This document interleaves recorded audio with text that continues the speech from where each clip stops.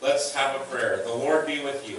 And also with you. Gracious God, let this time be fruitful and helpful for our faith and our reading of Scripture. And let this time indeed strengthen our fellowship together as well. And we pray this in Jesus' name. Amen. So, a little bit of review and pick you up make sure you know where we're at. We are delving into the world of the New Testament and our hermeneutical question, which you just have to keep hearing and keep hearing so you can think about this. So let's read it together again. How can the Christian faith, first experienced and symbolically articulated in an ancient culture, now long out of date, speak meaningfully to life as we experience it today? That's the hermeneutical question. I'm trying to give you some tools here to read the New Testament. I'm going to turn this down again because it seems to still want to mess around. Giving you some tools to read the New Testament with some more insight and understanding. So we're going to put another log on the fire or give you another tool, whatever metaphor we want. In particular, today we're going to be looking at some work by Douglas Oakman, Palestine in the Time of Jesus, when we get to looking at the temple. Just give you a little foreshadowing. You can't see it because it's not big enough, obviously, to see it. And maybe we'll do some work with this next week. But this is well, they don't know what that little deal is right now. They found this in, they call it the Magdala stone, but they found this in Magdala, which was discovered back in about 2005, I forget, 2007 maybe. First century town of Magdala was under about 2 feet of mud from a mudslide. But they didn't know where it was, and they discovered it. And once they discovered it, they found the first century synagogue, and in that synagogue was this stone. And folks, they've wondered about what was it? Was it like a lectern? It has symbols on the outside of it, and the reason I show you that today is that it had temple symbols that related to the temple. And so this is all the way up in Magdala. So this is up in Magdala, and temple is obviously, you know what, can someone shut that back door, would you mind? Thank you. So was the temple an important force, not just in Jerusalem, but through all of what we call the Holy Land, certainly up in Galilee. And here's a synagogue with this stone in the middle of it that seemed to maybe be like a lectern type deal that had lots of references to the temple around it. So it's really, and scholars are trying to figure that out. And you know, there's lots of different theories floating around. But I just wanted to show you that, just to let you know that the temple was a big deal. And that's where we're going today. We're going to talk about the temple. So remember our different acronyms here for honor and shame: great, group, reciprocity, established from family, acquired via behavior or challenge. Treatment of body, place, and movement is key when it comes to honor. And then we looked at patronage, and I changed it from pet to get. I like get better. So patronage is gifted. So remember, we've talked about this gift and gratitude paradox. That when you gave a gift, you know, it was totally free, but if someone didn't show gratitude for it, that was a great shame.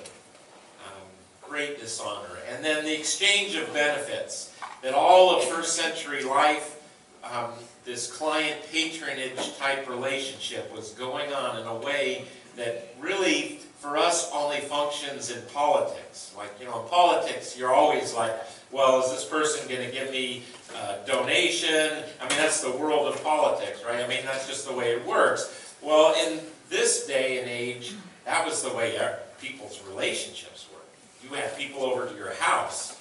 Well, that had something to do with your, who you were trying to get support from, who you were showing honor to. If you invited someone of a higher honor than yourself, that was a way to show your loyalty.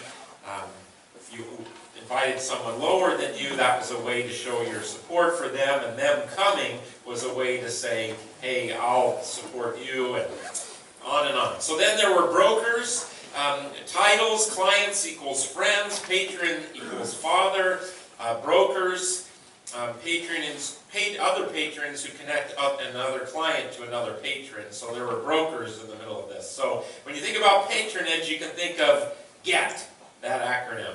I haven't figured out an acronym for kinship yet. I'm still working on it. But remember, we've got some things up here. Let's go to there. So we've looked at the importance of kinship. Family was everything. Your clan determines the expectations for your life. What people will expect of you has to do with where you come from. Genealogies are so important because your family, your heritage, was so powerful. So you had to prove, and we're going to see that when we get to the temple and the priests, you had to show that you were in the right lineage. Once you have a kinship group, though, that you don't, competition between kinship groups is frowned upon, or amongst, in the midst of kinship groups. There was competition between one kinship group and another kinship group, but when you're in there, when you're brothers and sisters, you're not supposed to compete, you're supposed to forgive, and remember that households then is a word that has to do with kinship. So in the New Testament, where it says in Acts that whole households were baptized, that is oikos in Greek, which meant the slaves, the servants, the children, the parents, the grandparents, extended family could be a part of your whole household, and within that, you're not supposed to compete, you're supposed to forgive. And the other thing that people in the West struggle with when it comes to this is we are so into individual choices, like, are you a person of faith? You should make your own decision. This, I loved it. I love it when, I don't love it actually. I actually cringe when I hear it, but it's such an opportunity for me when parents tell me, I want my kid to make their own mind up. So I'm not going to teach them anything about, we're not going to go to church. If they want to go to church, whatever. That would, in the Middle East and first century culture, that would be equal to child abuse and neglect. Because, they value, the much greater value is that if your household, so when the whole household, when the head of a household became a Christian, well, you became a Christian. And it wasn't that you didn't have a choice, it was just that's the way you do as a family. You go as a group.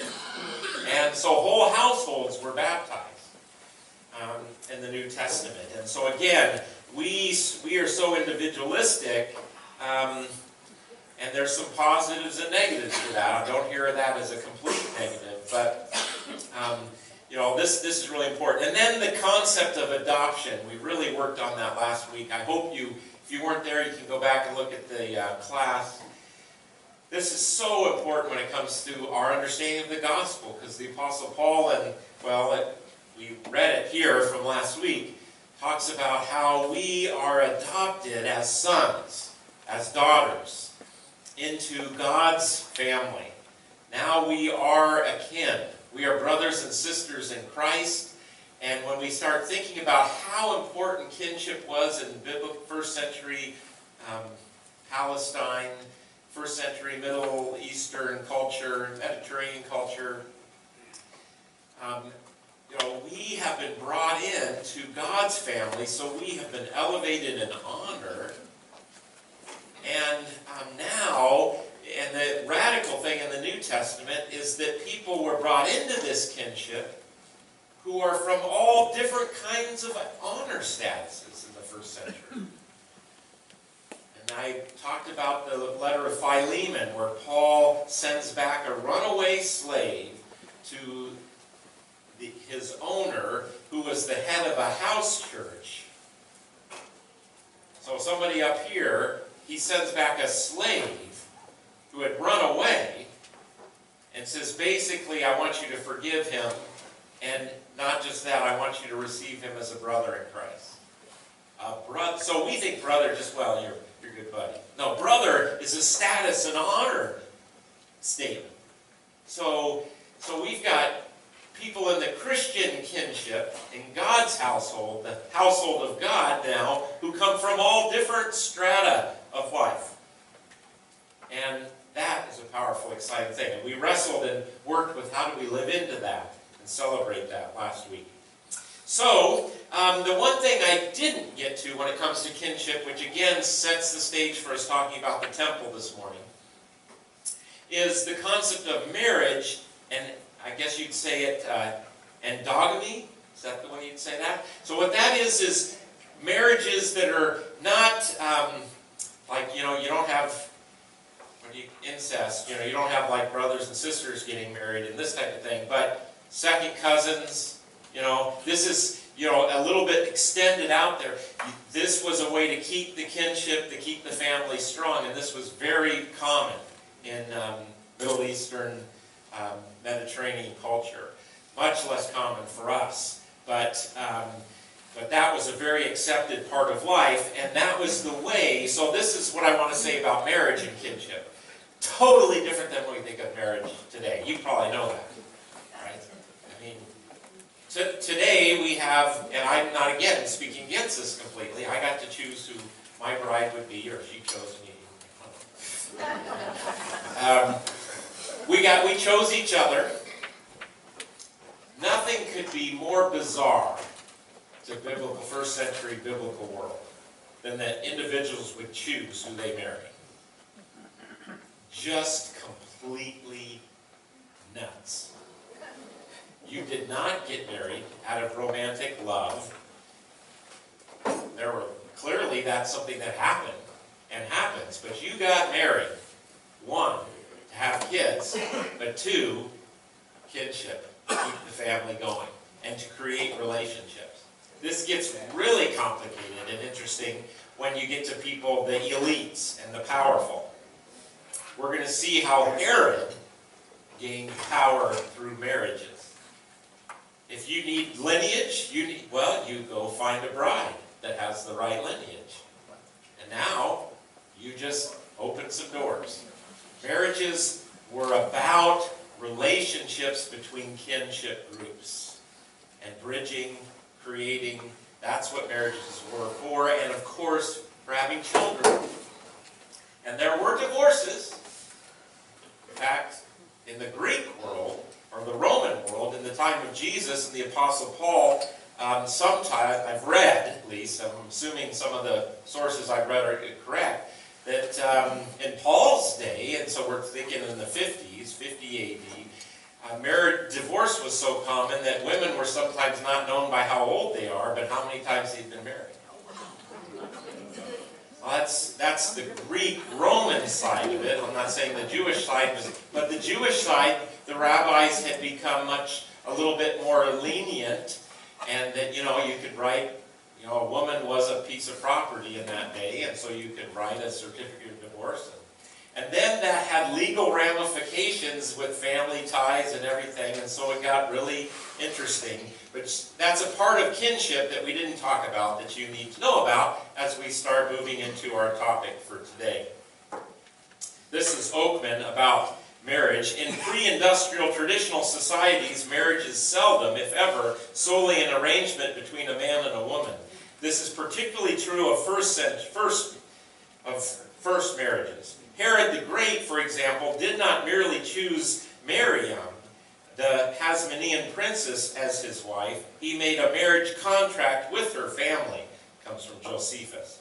The parties involved do not act as individuals, but as members of households. Thus, we must pursue a social rather than individualistic interpretation of marriage. So if you want to know what marriage was like in biblical times, you need to keep that in mind. And as a parent who has two daughters, I think we should go back to the old days.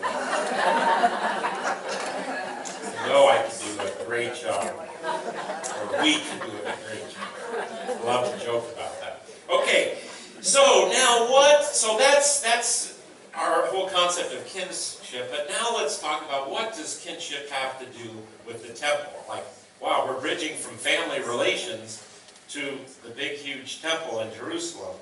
What's that about? Well, I'm going to try and help you make that connection. Are you ready? Ready. All right, let's go. So, the temple was a family affair in many, many ways. Herod the Great rebuilds the temple. I'm going to give you a little history of the first century Herodian rebuilt temple in a minute. But he does it by drawing on his client status with Rome. So Herod, his genius, in addition to building and enslaving people to build the stuff, but nonetheless, building all the things that he did, including the Temple Mount and rebuilding the actual temple in Jerusalem. His genius was how he could work the patron-client relationship. And you probably don't know the history so much of Herod the Great. This is the guy that's around when Jesus is born, just so you know. Herod was the king of Judea, but he was put in place by the emperor of Rome. And he had kind of bet on the wrong horse when it came to who was going to become emperor. But he bet on the wrong guy. I think, what was it, Mark Anthony, I think it might have been, but I'm not a historian, so obviously I can't grab those. But nonetheless, he quickly showed the actual Roman emperor that he could be the best client, and he could switch his loyalties over, and he made promises, and he delivered, and to where the new emperor, even though Herod had bet on the wrong guy, said, "You're my guy." It's like Herod convinced him, "I will be your guy. I can make this place work." And he got tons of wealth from Rome in order to do that. And so he was just a genius politician, I guess, if you will, in working this system. So he does that. But that's with Rome. What about his Jewish ties? Because if he doesn't have connection to his Jewish population, he can't successfully rule. So he works the kinship world with marriages. Herod was kind of part Jewish in his family. Part Jewish is the way you'd have to say. He's Hasmoneans. Anyway, it gets complex, but power and kinship and families is a huge thing. And so Herod rebuilds the temple. So we got to look at this temple. See if I can get a laser beam here going. So this is a depiction of the first century temple. And this is another, just artist's rendition of what it would have looked like. I'm going to give you some more pictures here. This is cool to think about. If you were standing in the court of the Gentiles, you'd see this huge temple and what it might have looked like. You're all familiar with the Western Wall, sometimes called the Wailing Wall, because all Jewish people come here, but the Orthodox Jews often pray here and put little papers of prayers in here. We get the sense that they must think this is part of the original temple, and so they're praying there. They're only praying here because it's the closest spot to the foundation stone, which is where the Dome of the Rock is now, but where the temple used to be. That's the only reason they're praying. There's nothing holy about these stones. This is a retaining wall. Which I'll show you in a minute. So, if you look at my original picture, this is the Western Wall that we see people praying at today. This is where it would have been in the whole temple complex. Porticos of Solomon here. This is the actual temple. Southern steps, entrance. So this is what's left. Well, there's a lot of this. This is still there. You can go and stand right at that corner. some of the temple foundation stones for this huge retaining wall that are underneath the ground down here are as big and long as school buses. Solid granite. Huge. And they've dug now, that they can't get to all the wall because there are graves and there's Jewish, Muslim issue, thing, all kinds of issues and whatnot. But I think on top of this area today is some Muslim neighborhoods, but Israel has dug underneath so that they can see these big, huge retaining wall stones that are underneath the ground. But this is what it probably looked like from Josephus' descriptions, and this is the little western wall, or the Wailing Wall, where people gather at today. That's where it was in relation to this. Now the Dome of the Rock, the Muslim temple or mosque, and then the Dome of the Rock is in this area. So that's just to give you a picture of its size. Make it a little bigger there for you. This is a picture. There's a museum in Jerusalem, and they've created a mock picture of what Jerusalem looked like in the first century, when the second temple, as they call it, because it was rebuilt when the people came back from exile. Remember, Solomon built a temple. That was destroyed by the Babylonians. Then when they came back, they rebuilt the temple in this location. And the reason they built it on this location is that's the stone, the rock where Abraham was to sacrifice Isaac, and the angel intervenes. So this is like the most holy place for Jewish people, or for, at that time, obviously, is Israelite people. So anyway, note something though. Look at this. This is Jerusalem of Jesus' day. That's kind of big. What do you think Jerusalem was about in Jesus' day? Temple. Oakman will say that something like 85% to 90% of the commerce in Jerusalem centered around the temple. It was the Amazon of, sorry. Like, for instance, 45 of the cranes in Seattle today that are building high-rises, 45 out of the 55 that are there belong to Amazon. Wow. So, it's kind of interesting. So this was, of course, Amazon is not necessarily religious. Maybe, I better not go down that road. Okay, so anyway, so this is a picture of what the temple looked like. So that wall that I was telling you about, that's on the other side. That would be on this base. This is the southern steps here, western wall here. And so you can see anyway, they've done some really interesting depictions of the temple. So I want to give you an idea of just its size and its magnitude. This is a close-up of what most likely the Herodian remodeled temple looked like. I wanted to show you these columns around the side. When you think of round, that's columns, right? Am I saying the right thing? What do you think of? Rome. This is the Roman Greek architecture at its best.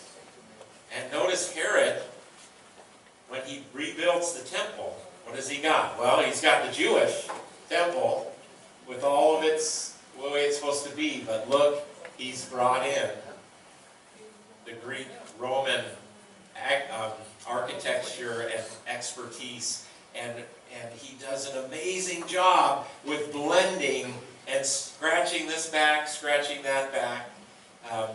It's just very, very fascinating and interesting. So, yeah. So that I wanted to give you at least a visual picture of what the temple is like. So now let's get back to kinship and the temple in Jesus' day. So here's a brief history of the temple. The temple of Jesus' day, however, was not the first Israelite temple of King Solomon, built in the 10th century. BCE, before the Common Era. Hansen uses that designation instead of before Christ. On Phoenician models, 1 Kings 5, Solomon's first temple was destroyed in 587 BCE by Nebuchadnezzar, that's the Babylonian ruler, and the Neo-Babylonian army. The second temple was founded and finished early in the Persian period, and you hear about this in Ezra and Nehemiah, Ezra in particular, refurbished by the Hasmoneans, and you hear about that in the book of Maccabees, which is one of those intertestamental books. So it's rebuilt when they come back from exile. However, when you read the historical books in the Old Testament, the second temple never lived up to the splendor of Solomon's original. It was a disappointment. You just can't not, that's double negative. You get the sense clearly that people, it was the place, they did the sacrifices, everything was reconstituted and put back together, but it was just nothing like Solomon's original. So there was always a sense that it's just not up to par. It's just not up to par. Well, Herod comes along, Herod the Great, beginning in 20 BCE. The temple, Herod's temple was the temple of Jesus' time. This temple was destroyed by the Romans in 70 CE. So that beautiful temple you saw, it was remodeled and rebuilt, and the complex with the retaining wall and the whole thing, that started in 20 BC and then is destroyed in 70 AD. So it really is only in place. It's most likely finished during the time of Jesus' adulthood. Like when he's crucified, I imagine that it was probably just finished about 5-6 years ago. I mean, it took forever. It took forever. You don't just do this overnight, especially in the first century. So that it's going on during that time, and it was known. Josephus, a Jewish historian, talks about it as one of the great wonders of the world. That it's that magnificent. That magnificent. Gold, cedars, it's just an unbelievable creation.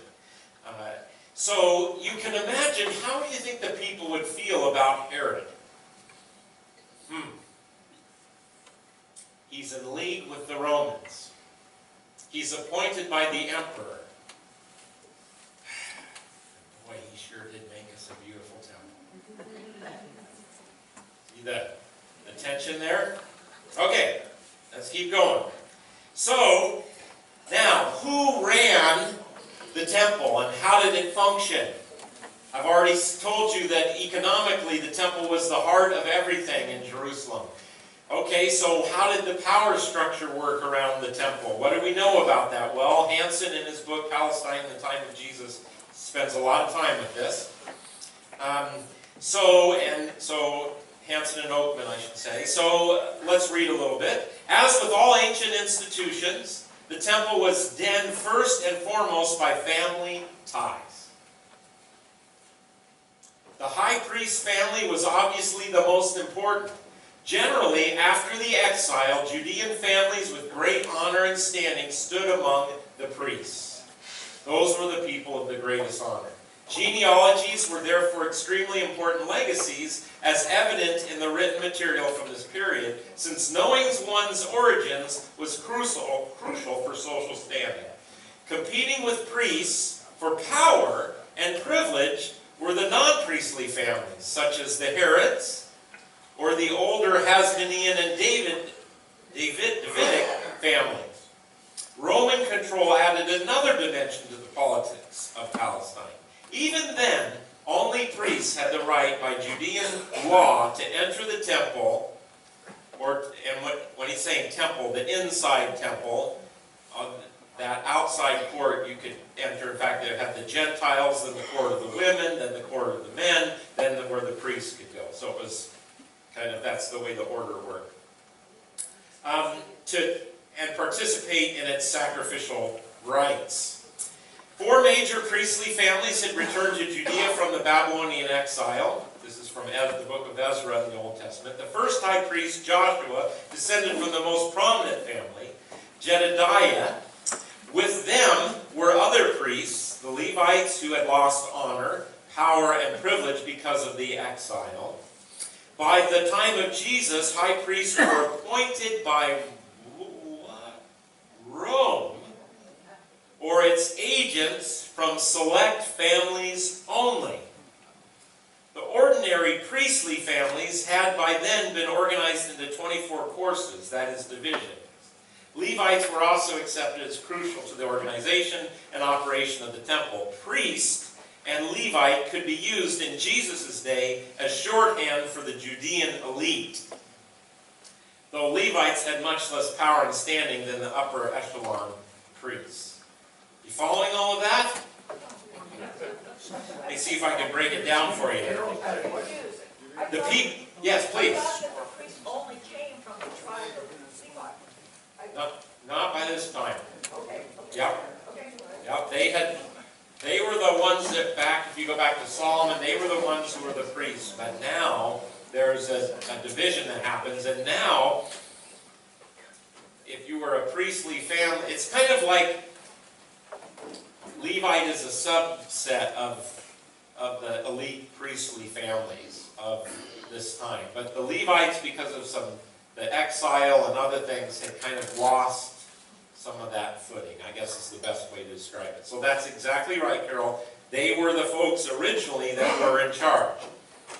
But now it's gotten more complex by the time of Jesus. Yes, Doug? Yeah, where would John the Baptist's father, Zechariah, fit in? So, he was a priest, right? He was a priest.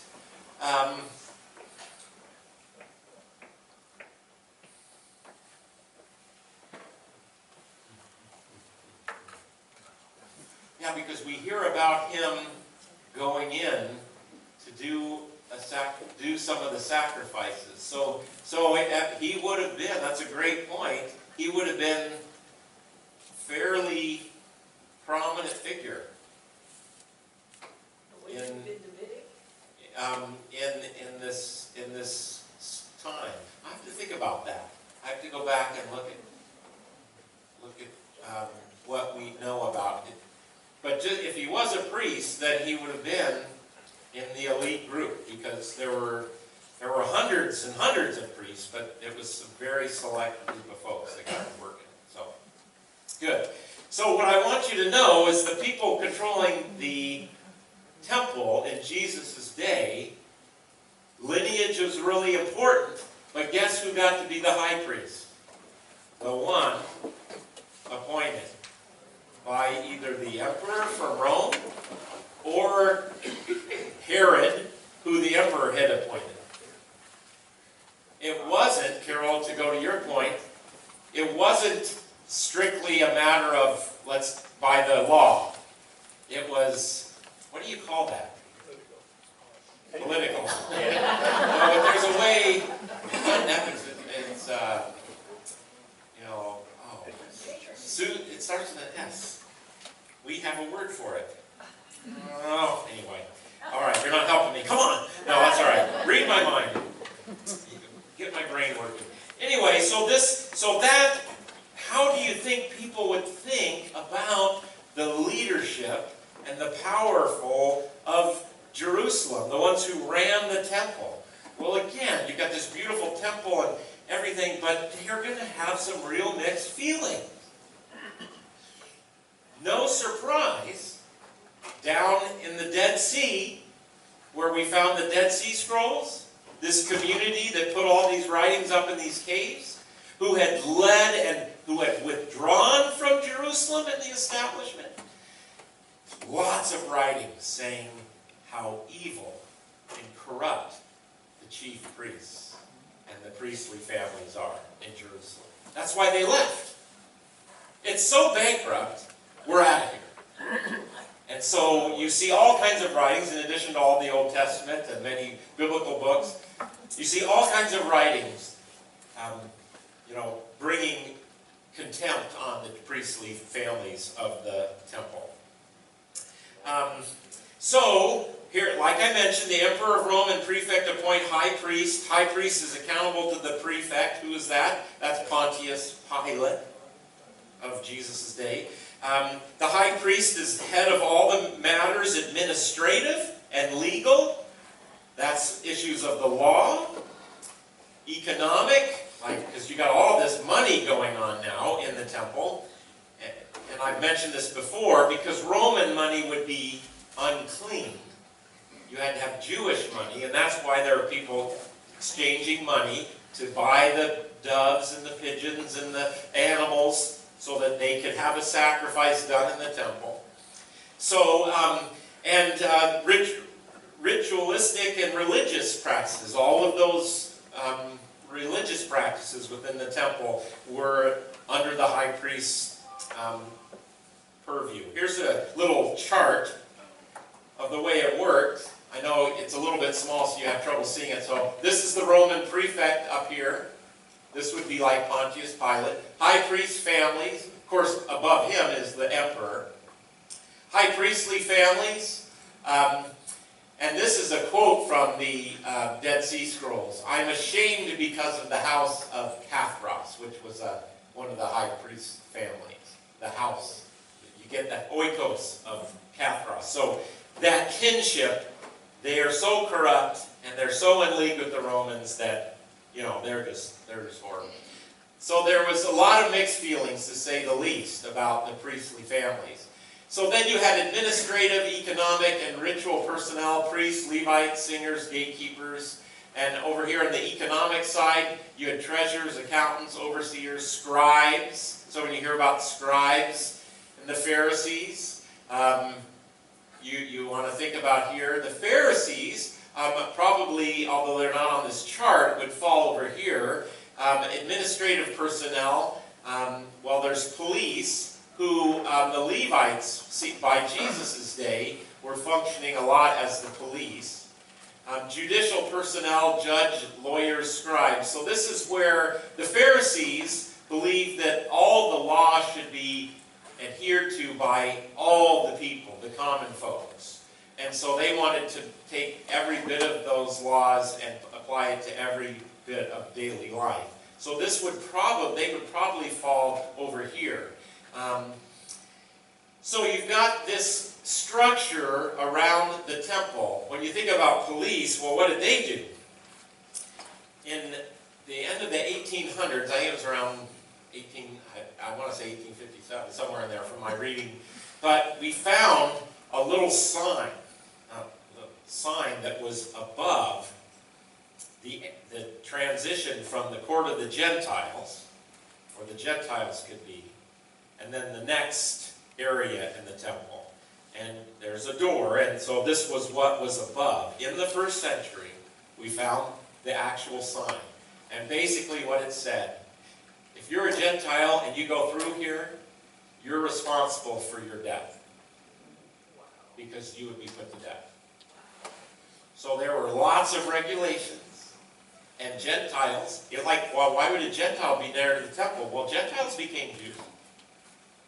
Gentiles converted and became Jewish, but you could still only go so far. When Paul in Ephesians says the dividing wall between Jew and Gentile has been broken down in Christ Jesus, now you know what he's talking about.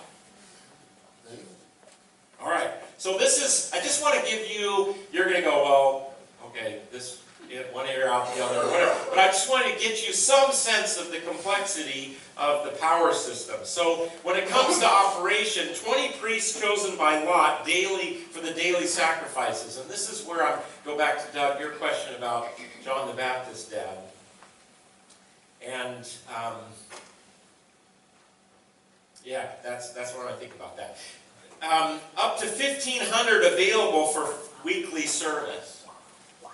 So that, you know, you think about, well, we have 3 pastors in our congregation, and we've got this pretty big church, and so maybe there's just like one chief priest and a few other people. No, there were hundreds and hundreds of priests who were functioning and working in the temple. I love this description here in Hanson and Oakman. The ministering of the priests, oh, and actually this is from a writing from the 1st century. This isn't written by Hanson. This is a translation of a 1st century writing describing the work of the priests in the temple.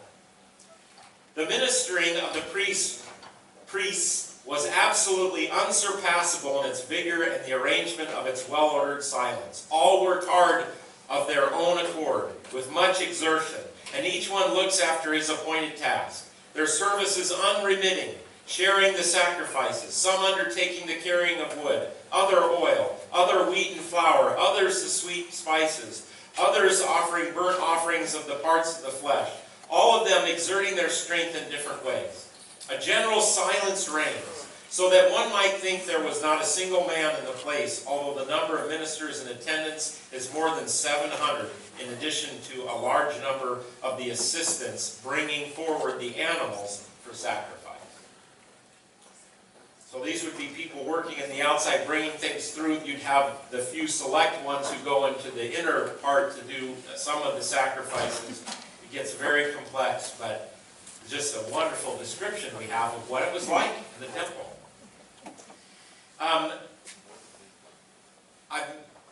It would be fun to do a separate class just on the whole sacrificial system, but it's very confusing and complicated because you've got what the biblical mandate is, and then you get to how they were practicing it at the temple. Yes? What did they do? What did they do? You take 700 people working all day. They can accomplish a lot. One man can't just carry a wood here and that's a whole day's work. Right. What did they do? What did they do? Let's take a look.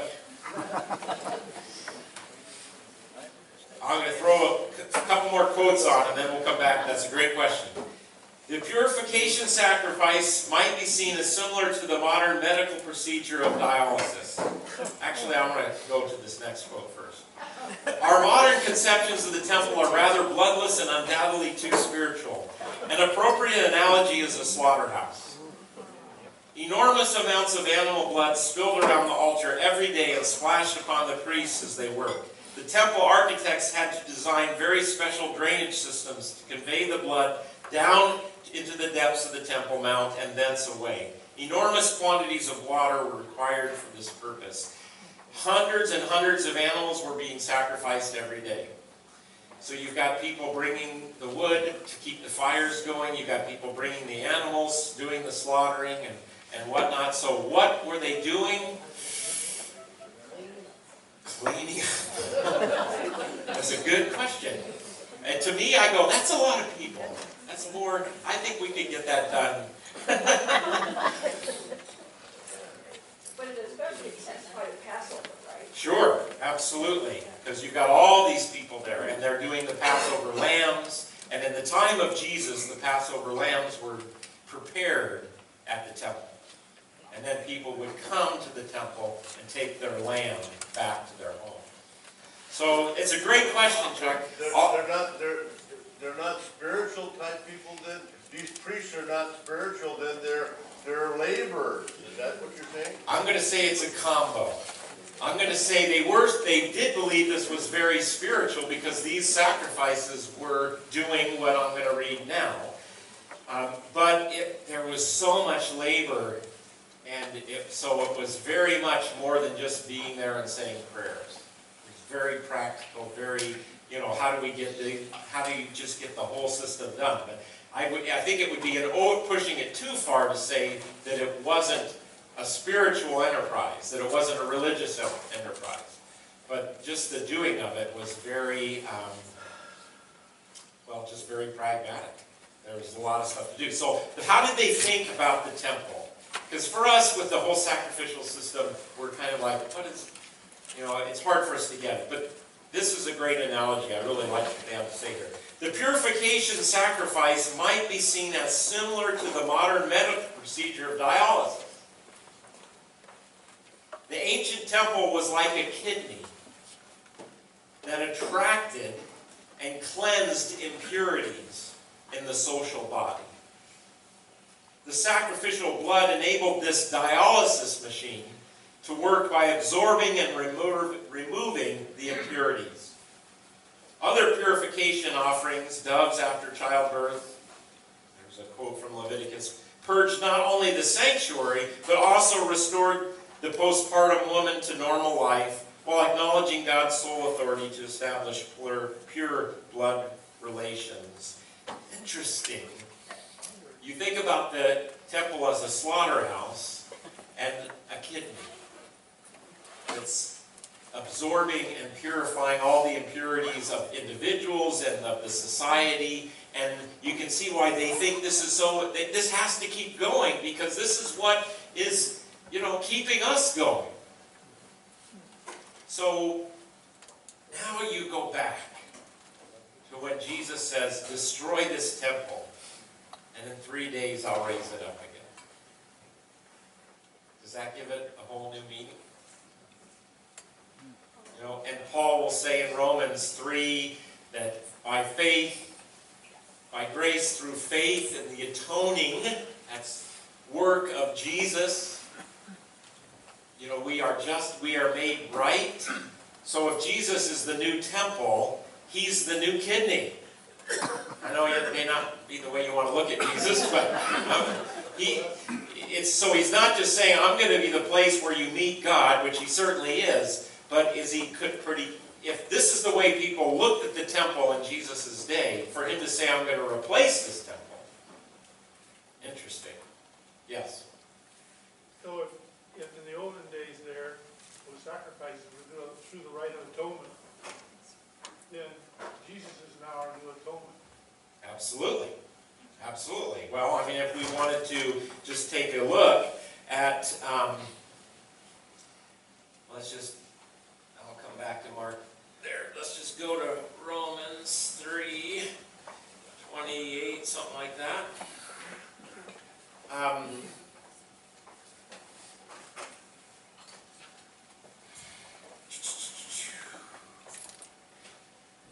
Here we go. So, we go right here. For there is no distinction, since all have sinned and fall short of the glory of God. They are now justified, made righteous by his grace as a gift through the redemption. Okay, that's the buying back. That is in Jesus Christ, whom God put forward as a sacrifice of atonement by his blood, effective through faith. So, that gets the picture, kind of. So you get the basic idea? What's going on? So the people running the temple were the elites. They were the powerful. The chief priest was in charge of the whole system, which actually kept not just the religious world going, but the economic world going. You would go and you would purchase these animals so that you could have the appropriate sacrifices done. And again, you probably are going, I want to know all of the sacrifices. This is why it's hard for us to imagine what were all those people doing for all that time. But we're talking about hundreds of animals. In fact, I didn't put the quote in here. What did Hansen say? Let's see. Let me just see if I can find it real quick here. Let's see. Just give me just a second. Show. Oh, come on. Where's my table of contents?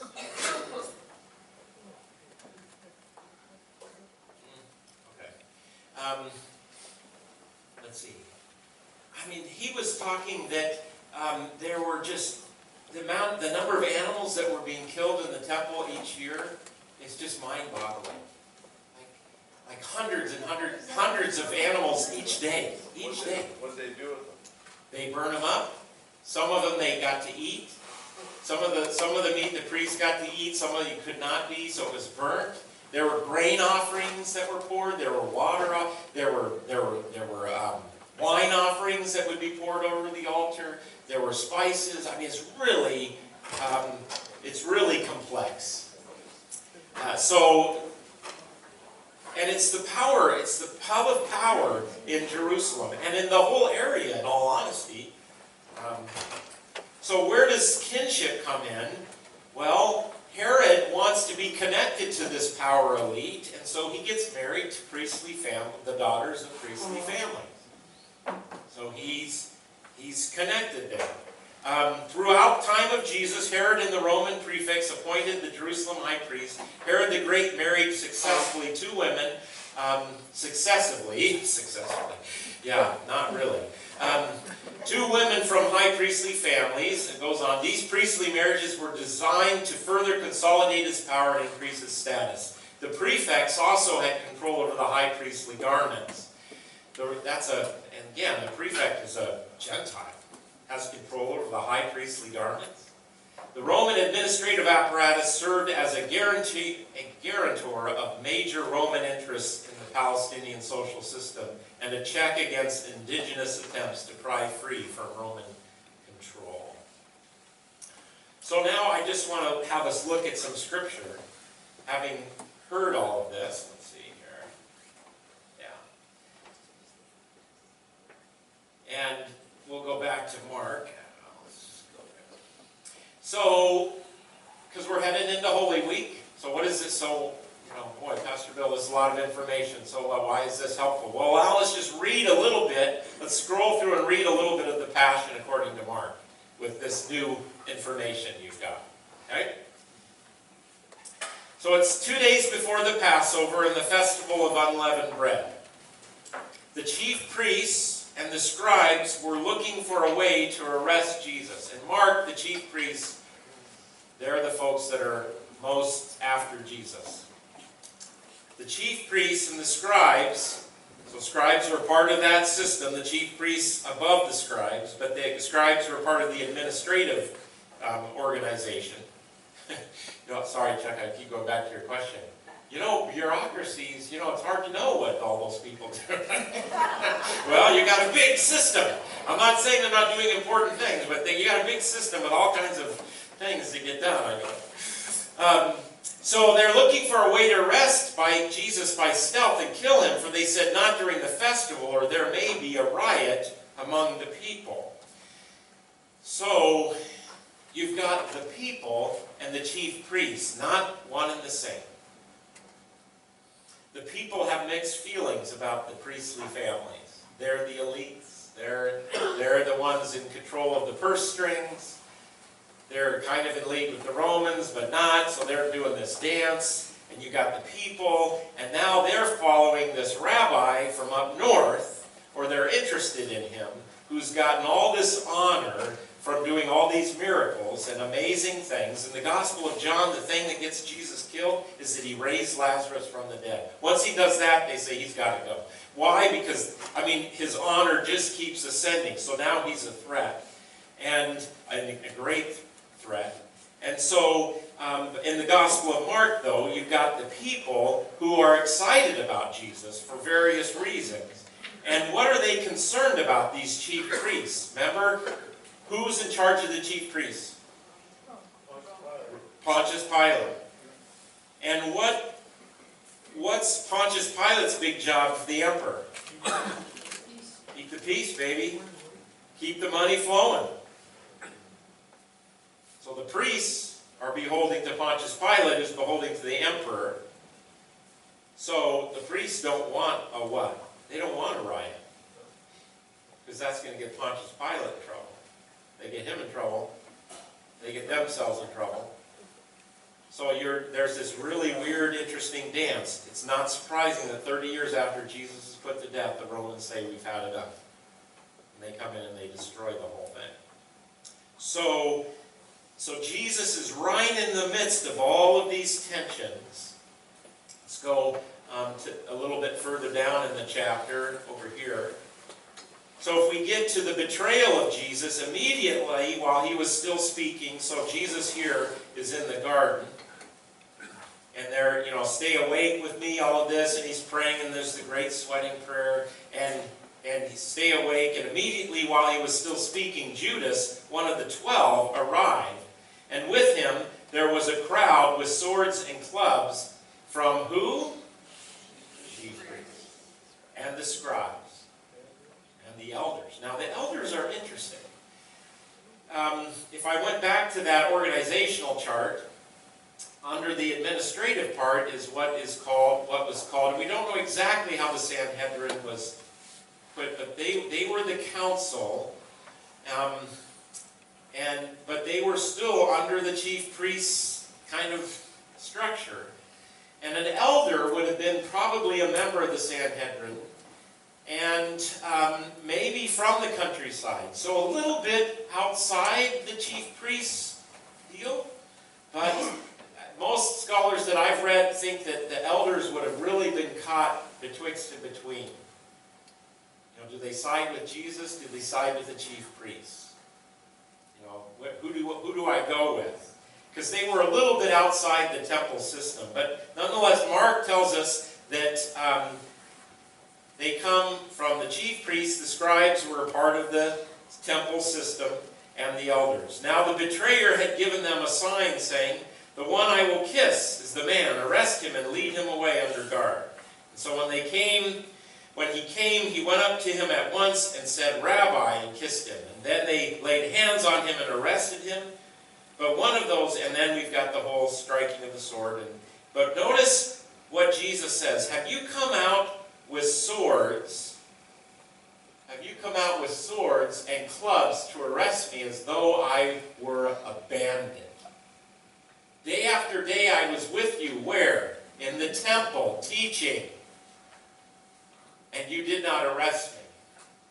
But let the scriptures be fulfilled. All of them deserted and fled. So the chief priests try, and the scribes, along with the Pharisees and the whole, try to knock Jesus' honor down publicly. That's what all those challenges are going on. Remember some of those challenges? Whose money is this, Jesus? He says, give to Caesar what is Caesar's, what God is God. And he wins that challenge. And then there are others, like, they want to ask him, on what authority do you do this? And Jesus says, well, yeah, I'll answer your question if you answer mine. Where does John the Baptist come from? And they say, well, if we say he's good, that we're in trouble. And they couldn't answer. He says, well, I don't answer you either. So they can't take him down through legitimate, honorable means. So now they have to come by stealth. At night. And in Mark, you got the trial that happens at night, which is against the law. But a bandit. Who do you, that's a good word. Is Jesus a bandit? Who were the bandits? The bandits were the folks who were going after not just the Romans, but the priestly compromisers. And they wanted to get Rome out completely. Purge the system.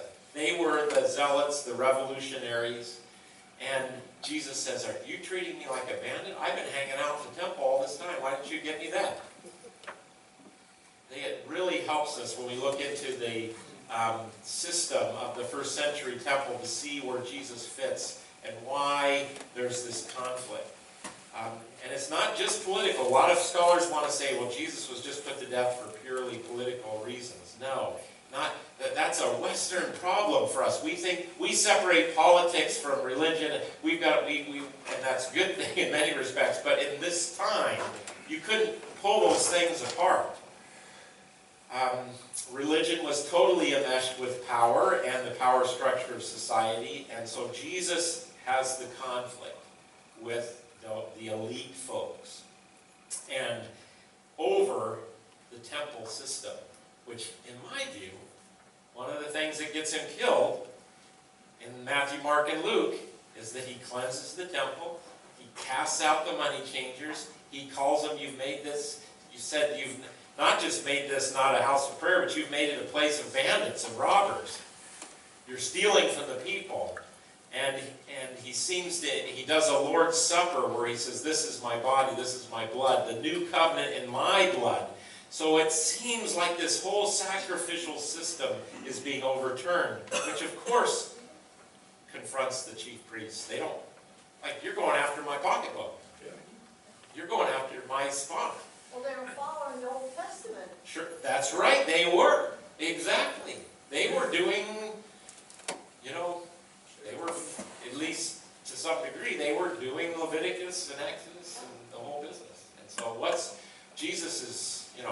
they just can't get their head around that. So anyway, I hope now, as you hear, the Good Friday, and as you Palm Sunday, as we move into Holy Week, just knowing what the culture was in the Mediterranean world, in particular in the Holy Land in Jerusalem, around the temple.